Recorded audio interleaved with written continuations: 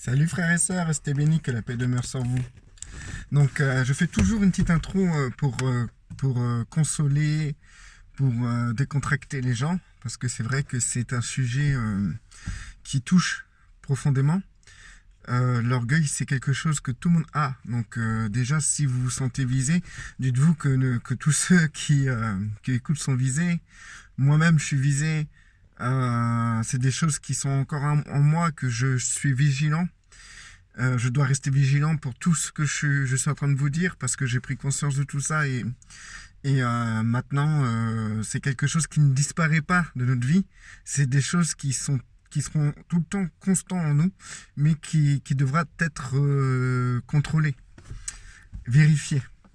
Et quand on s'aperçoit justement que là, on part dans un orgueil assez fin, ben, la chose à faire, c'est de se ressaisir et dire, ouais, Seigneur, je te demande pardon, tu vois, j'ai pris, je vois là vraiment que c'est un peu orgueilleux, là, ma manière de faire. Et je te demande, par la puissance du Saint-Esprit, par ta bonté, d'annuler ça, de briser ça, quoi, que c'est pas moi, Seigneur, c'est pas moi qui est comme ça, c'est la chair, c'est le charnel qui veut voler ta gloire, Seigneur. Donc, du coup, il faut comprendre que nous sommes tous concernés. Nous sommes tous concernés. Il n'y en a pas un seul qui n'est pas concerné. Et il y a des gens qui vont pas se sentir concernés. Et s'ils ne se sentent pas concernés, bah, tant mieux. Tant mieux pour eux. C'est une sacrée écharpe qu'ils auront en moins dans la chair. Maintenant, ceux qui prennent conscience, bah, comment dire, ils rentreront dans cette subtilité qui est de se ressaisir, de faire attention.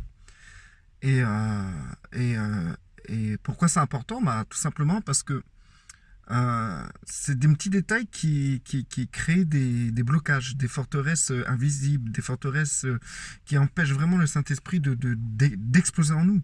Parce que tant qu'on aura une petite gloire personnelle, ben, le Saint-Esprit ne pourra pas s'étendre complètement. Parce que le Saint-Esprit ne veut pas partager la gloire du Père. Donc là où on a une gloire personnelle, là le Saint-Esprit n'est pas. Parce que le Saint-Esprit ne pourra jamais valider votre petite gloire personnelle. Il ne pourra que valider la gloire du Père. Donc, faire attention à ces détails-là, c'est étendre le Saint-Esprit dans ce milieu qui paraît infime, discret, mais qui est phénoménal en vérité, qui prend énormément de place dans notre vie de tous les jours. Donc là, c'est sur la tristesse. Le sujet, c'est assez compliqué. Donc, soyez attentifs et à l'écoute. Si vous n'avez pas trop compris, réécoutez. Donc, du coup, plusieurs fois, ça m'est arrivé de voir des personnes qui viennent vers moi, qui sont tristes. Des frères et des sœurs qui sont tristes. Bon, ça m'arrive tout le temps. En fait, en vérité, vous ne pouvez pas vous imaginer le nombre de frères et de sœurs qui sont tristes. Malgré la gloire de notre Seigneur, malgré tout ce qu'ils sont en Christ, ils arrivent à être tristes. Pourquoi? Parce que, en fait, si vous voulez, on vit dans un système religieux où on nous promet des monts et merveilles. Dans le monde évangélique, on vous parle tout le temps de guérison, on vous parle tout le temps de délivrance, on vous parle tout le temps de bénédiction. Et donc, du coup, les gens ont une vision de leur religion, de leur façon de pratiquer leur religion. Et donc, du coup, pour eux, ils vont, alors en fait, en écoutant toutes ces choses-là, ils vont aller à la quête de ce bonheur, à la quête des bénédictions, à la quête de la guérison, à la quête des délivrances, etc. Et s'ils n'obtiennent pas cela, bah, ça va créer une tristesse en eux. Et c'est comme si, en fait, ils se disaient que Dieu n'était pas encore attentif, ne les écoutait pas. Et cette tristesse augmente de plus en plus quand ces personnes-là voient que d'autres sont guéris, que d'autres sont bénis, que d'autres sont délivrés. Et donc, du coup, ils sont comme enfermés dans un cercle comment dire, c'est comme s'ils n'étaient pas écoutés. C'est comme si, en fait, leur prière ne touchait même pas le ciel. Il y a des gens qui sont malades, qui sont en Christ, ils sont malades depuis des années. On leur a imposé les mains dans tous les sens. Ils ont consulté des pasteurs, etc., des prophètes, des guérisseurs évangéliques, etc. Et ils sont toujours malades. Donc, au fond d'eux, ils se disent, mais qu'est-ce qui se passe? et ils finissent par baisser les bras. Et quand ils baissent les bras, ben, ils commencent à accepter leur maladie à ne plus trop faire attention, à dire bon, c'est la volonté de Dieu. Mais le problème, c'est qu'à chaque fois qu'ils vont tomber sur des prêches qui parlent de guérison, de prêches qui parlent de bénédiction, ils vont être attristés au fond d'eux. Ils vont dire mais qu'est-ce qui se passe? Pourquoi moi je suis pas guéri? Pourquoi moi je suis comme ça? Qu'est-ce que j'ai fait? Qu'est-ce que j'ai fait? Et il y a pas que ça. Il y a aussi la bénédiction. Alors là, ça, c'est l'évangile de bénédiction. C'est un truc de malade. C'est que, c'est qu'en fait, nous vivons dans une société de consommation. Donc, dans les pays riches, nous avons possibilité d'avoir de belles voitures, de belles maisons, de bons objets, etc.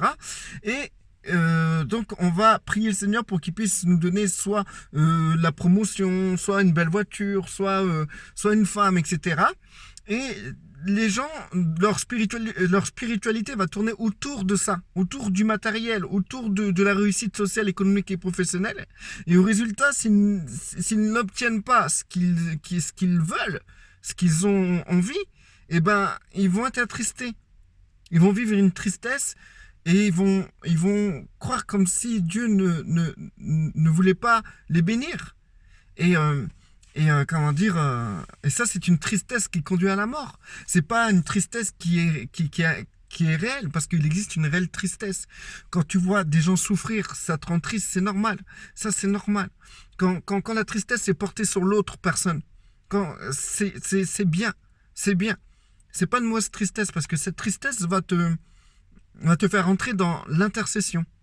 Donc, le fait que tu es triste pour un tel, ben, tu vas intercéder pour la personne. Et c'est très bien. Il faut savoir, ceux qui intercèdent sont souvent tristes. Parce que Dieu leur fait voir la misère. Donc ils vont pleurer, ils vont prier, ils vont se tordre de douleur pour les autres. Mais tout ce qui nous concerne personnellement, si on est triste pour soi-même, ça devient une tristesse égoïste. Une tristesse centrée sur soi. Parce que monsieur et madame doivent avoir une voiture, ou doivent avoir une belle maison, ou doivent avoir un mari ou une femme, ou doit avoir une guérison, ou doit avoir des bénédictions, des promotions, ben, parce que monsieur madame a besoin de ça, c'est pour elle, c'est pour qu'elle puisse se sentir joyeuse, c'est pour qu'elle puisse consommer comme tout le monde dans une société de consommation. Et ben si elle n'obtient pas ça, ben, monsieur ou madame vont s'attrister. Et c'est pas une tristesse juste.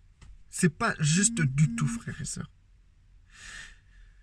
Vous pouvez vous attrister pour des choses qui vous concernent personnellement. Personnellement, moi, si je réfléchis sur moi-même, à chaque fois que j'étais triste pour quelque chose qui me concernait, c'était un peu des choses que je désirais, ou que ma chair désirait. Et si c'est ma chair qui désire ça, c'est ni plus ni moins, cette tristesse n'est plus ni moins une source d'orgueil. C'est-à-dire que moi, Dieu, tu dois me donner ça. J'ai besoin de ça. Donne-le-moi. Donne-le-moi. Et ça, c'est de la pure orgueil. Ça, c'est très mauvais, frères et sœurs. Alors, vous allez me dire, ouais, mais alors, on ne demande plus rien à Dieu. Bah, écoutez, ce qui est important, déjà, c'est que vous prenez conscience que si vous demandez quelque chose à Dieu, et que si vous ne l'obtenez pas et que ça vous attriste, c'est pas normal. C'est que d'un côté, c'était charnel. C'était charnel, ce que vous avez demandé. Maintenant, si vous pouvez demander tout ce que vous voulez à Dieu, mais vous ne soyez pas attristé parce que vous ne l'avez pas obtenu. C'est ça que j'essaie de vous expliquer. Ok Seigneur, moi je veux une Mercedes. Je sais pas pourquoi, mais je veux une Mercedes. Je le ressens dans mon cœur. Le Seigneur va me débloquer une Mercedes. Maintenant, si tous les jours je prie comme ça, et tant que je l'ai pas, je suis attristé, et quand je vois des autres qui ont des Mercedes, des frères et sœurs, ils ont des Mercedes, je me dis Seigneur, et moi alors, et tout, tu vois, c'est pas normal, c'est charnel, c'est charnel. Et tout ce qui est charnel, frère, ça n'appartient pas au Saint-Esprit. Le Saint-Esprit ne peut pas exploiter ou agir dans ce côté charnel, puisque c'est voler la gloire de Dieu. Tout ce qui est charnel, c'est voler la gloire de Dieu, frères et sœurs. Donc, du coup, maintenant, si je demande cette Mercedes, bah voilà, je demande cette Mercedes, c'est réglé. Maintenant, si je l'obtiens pas, bah écoute, merci Seigneur pour ma petite Dacia quand même, parce qu'au moins, je vais pas au travail au vélo, quoi. Tu vois, je vais pas m'attrister pour ça. Voilà. C'est pareil, si tu dois attendre un crédit pour avoir une maison et que tu ne l'obtiens pas, et que tu as prié, tu as fait prier toute l'église et tu ne l'as pas obtenu, ne sois pas triste. C'est parce que c'est pas le plan de Dieu, c'est tout. C'est pas c'est pas ce que Dieu a pour toi. Et c'est tout, accepte-le, mais ne sois pas triste pour cela. Sois triste pour ton prochain qui souffre. Prie pour ton prochain.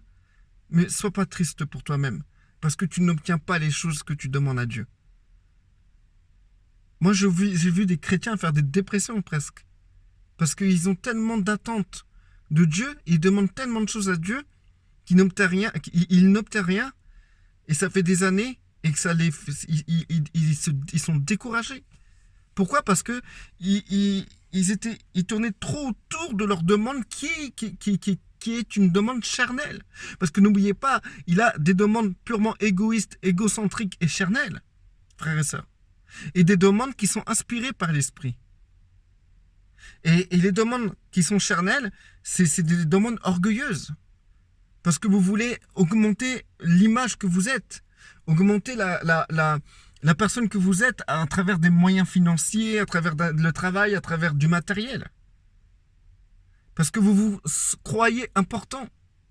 C'est ce qu'on nous apprend dans les églises évangéliques. Que nous sommes des enfants de Dieu, nous sommes des êtres importants sur terre et que les choses doivent tourner autour de nous.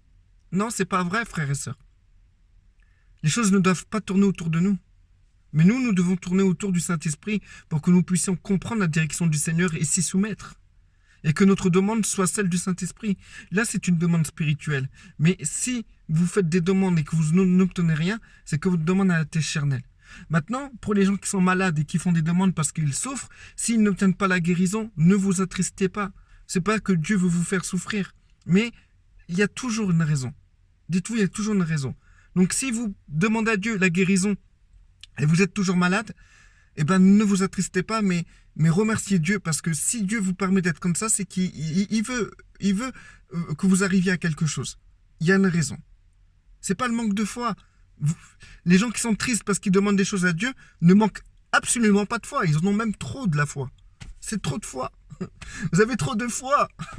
Vous êtes capable de croire que même Dieu peut faire tomber une Mercedes par terre du ciel, comme il a fait tomber la manne. Vous avez beaucoup de foi, énormément de foi. Mais votre foi, il faut la cibler, la ancrer dans le Saint-Esprit et non dans votre chair. Parce que votre chair va vous faire n'importe quoi avec cette foi. Restez bénis, frères et sœurs, que la paix demeure sur vous.